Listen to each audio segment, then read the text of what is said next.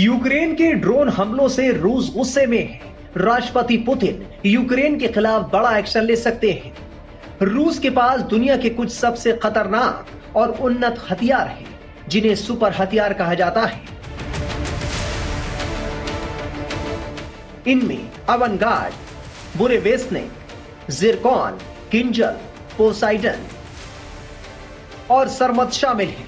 क्या यूक्रेन के ड्रोन हमलों का जवाब पुतिन सुपर हथियारों से देंगे? इन हथियारों, खासकर सरमत और पोसाइडन का इस्तेमाल तीसरा विश्व युद्ध शुरू कर सकता है। रूस के पास 6000 परमाणु हथियार हैं, अमेरिका के पास 5500। अगर रूस ने हमला किया तो नाटो और अमेरिका जवाबी हमला कर सकते हैं।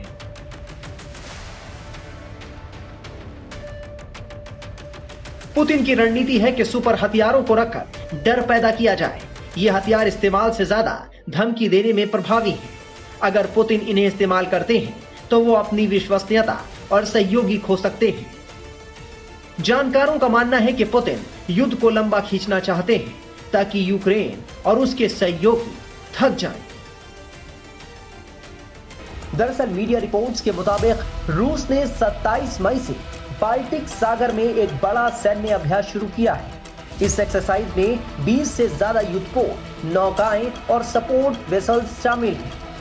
करीब 3000 सैनिक, 25 विमान और हेलीकॉप्टर इस अभ्यास का हिस्सा है। इस बार रूस की नौसेना खास तौर पर बिना पायलट वाले ड्रोन और बोट से निपटने की रणनीति पर काम कर रही है। इस सब के बीच अमेरिकी खुफिया एजेंसी ने चेतावनी दी है कि रूस जल्द ही सुवाल्की कॉरिडोर को अपना अगला टारगेट बना सकता है।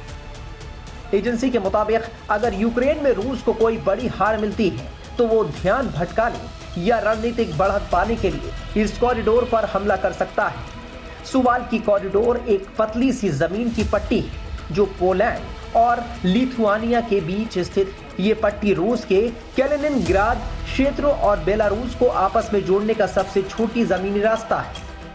ये निसंदेह रशिया यूक्रेन युद्ध के संदर्भ में एक सकारात्मक घटनाक्रम है, सकारात्मक इस कदम है। और इसी तरीके की अगर सद्बुद्धि, इसी तरीके का जो विजडम है, यदि दोनों पक्षों में प्रिवेल करता है तो जाहिर है कि इस युद्ध को इससे शांत कराने में, एक सीज फायर को और एक शांति प्रक्रिया को सफल बनाने में इससे निसंदेह मदद मिलेगी। और जो ऐसी रिपोर्ट्स हैं कि 307 युद्ध बंदियों को रशिया यूक्रेन ने स्वैप किया है, अदला बदली की है। और लेकिन साथ ही साथ ये भी दिखाई देता है कि रशिया ने और यूक्रेन ने एक दूसरे के ऊपर हाल के समय में बड़े हमले किए।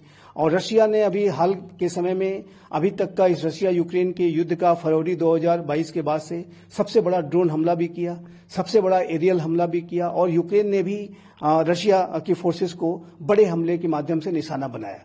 तो ये युद्ध अभी भी जारी है और इस युद्ध को समाप्त होना चाहिए। अगर ये युद्ध समाप्त होता है तो ये न सिर्फ इन दोनों राष्ट्रों के लिए बल्कि पूरे विश्व के लिए एक अच्छी खबर होगी।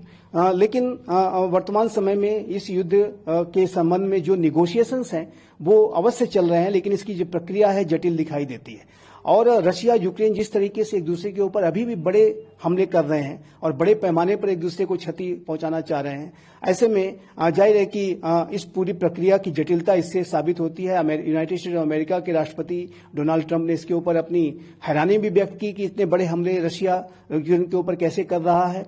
लेकिन जाहिर है कि दोनों देशों के बीच में अगर सद्बुद्धि से अगर ये राष्ट्र काम लेते हैं, विजडम प्रिवेल करती है, तो ये दोनों देशों के लिए अच्छा होगा और युद्ध के को शांत कराने में इससे मदद मिलेगी। और प्रिजनर स्वैप की ये जो डील है ये इसी दिशा में सकारात्मक कदम दिखाई देती है। इस कॉरिडोर की रणनीतिक अहमियत इसलिए है क्योंकि ये बाल्टिक देशों एस्टोनिया, लातविया और लिथुआनिया को बाकी यूरोप और नाटो देशों से जोड़ने वाला एकमात्र भूमि मार्ग है। अगर रूस और बेलारूस मिलकर इस पर कब्जा कर लेते हैं तो इन बाल्टिक देशों का बाकी नाटो से जमीनी संपर्क पूरी तरह टूट सकता है। ऐसी स्थिति में न सिर्फ इन देशों की सुरक्षा खतरे में पड़ जाएगी, नाटो के सामने एक बड़ा सामरिक संकट खड़ा हो सकता है। इससे पहले हाल ही में अमेरिकी राष्ट्रपति डोनाल्ड ट्रंप ने वेस्ट पॉइंट के दीक्षांत समारोह में अपने भाषण के दौरान रूस और पूर्व राष्ट्रपति बराक ओबामा के संबंधों को लेकर बड़ा दावा किया था।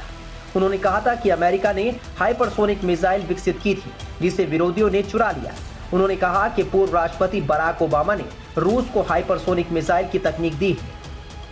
देखिए, यूनाइटेड स्टेट्स ऑफ अमेरिका के राष्ट्रपति डोनाल्ड ट्रंप ने एक वेस्ट पॉइंट्स में दिए गए अपने एक संबोधन के दौरान इस बात को कहा है और इस बात को दोहराया है कि राष्ट्रपति बराक ओबामा के कार्यकाल के दौरान रशिया ने यूनाइटेड स्टेट्स ऑफ अमेरिका की जो हाइपरसोनिक मिसाइल की जो तकनीक है वो चुराई और उन्होंने इस फेल्योर के लिए बराक ओबामा के एडमिनिस्ट्रेशन की तरफ संकेत करते हुए ये कहा कि इस तरीके की जो तकनीक है वो हमारे अपने राष्ट्र के द्वारा ही रशिया को दे दी गई और जाहिर है कि उन्होंने अपने पूर्ववर्ती डेमोक्रेटिक एडमिनिस्ट्रेशन के ऊपर आरोप भी लगाए। तो इससे स्पष्ट है कि डोनाल्ड ट्रंप का जो मेक अमेरिका को ग्रेट अगेन को बनाने का उनका जो विजन है, जो उनकी प्रखर राष्ट्रवादिता है और अमेरिका फर्स्ट का जो उनका अप्रोच है, उसकी वजह से वो इस तरीके के बयान देते हैं। हालांकि इस तरीके के जो बयान हैं उसके लिए क्या सबूत हैं कि ऐसे मिसाइल टेक्नोलॉजी की, हाइपरसोनिक मिसाइल टेक्नोलॉजी की चोरी की गई, इसके बारे में अभी ट्रंप प्रशासन को खुलासा करना है। लेकिन इसमें कोई दो राय नहीं है कि राष्ट्रपति ट्रंप अपने इसी तरीके के प्रखर बयानों की वजह से और अपनी आलोचनाओं की वजह से पूरे अमेरिका के अंदर भी और विश्व राजनीति में भी एक चर्चा के केंद्र में रहते हैं। और उन्होंने जाहिर है कि फिर से एक बार जिस तरीके से रशिया के ऊपर आरोप लगाए हैं कि उसने हाइपरसोनिक मिसाइल टेक्नोलॉजी अमेरिका से चुराई है, वो भी इसी तरीके का एक बयान है जो कि अवश्य अंतर्राष्ट्रीय समुदाय में एक कौतूहल पैदा करता है। सर, पुतिन ने ये बात कहा है, राष्ट्रपति पुतिन ने कह रहे हैं कि रूसी हथियारों की जो मांग है दुनिया भर में बढ़ी है और साथ ही जो रूसी हथियार हैं, मिसाइल हैं, वो ऐसी परिस्थिति में भी खड़े उतरते हैं। देखिए, इसमें कोई दो राय नहीं है कि रशिया के जो डिफेंस इक्विपमेंट्स हैं, जो वेपन सिस्टम्स हैं, वो बेहद एडवांस्ड होते हैं और इन रशिया के वेपन सिस्टम्स ने पूरे विश्व भर में जहां कहीं भी रशिया के ये वेपन सिस्टम इस्तेमाल किए गए हैं वहां पर उन्होंने अपनी महारत साबित की है। और अभी हाल के समय में भारत में भी जिस तरीके से रशिया के S-400 missile air defence system का जो इस्तेमाल भारत ने सफलतापूर्वक पाकिस्तान के विरुद्ध किया, उससे इसका पराक्रम साबित होता है। जो भारत और रशिया के ज्वाइंट कोलैबोरेशन से ब्रह्मोस मिसाइल्स जो बनाई गई, उसने अपना पराक्रम साबित किया।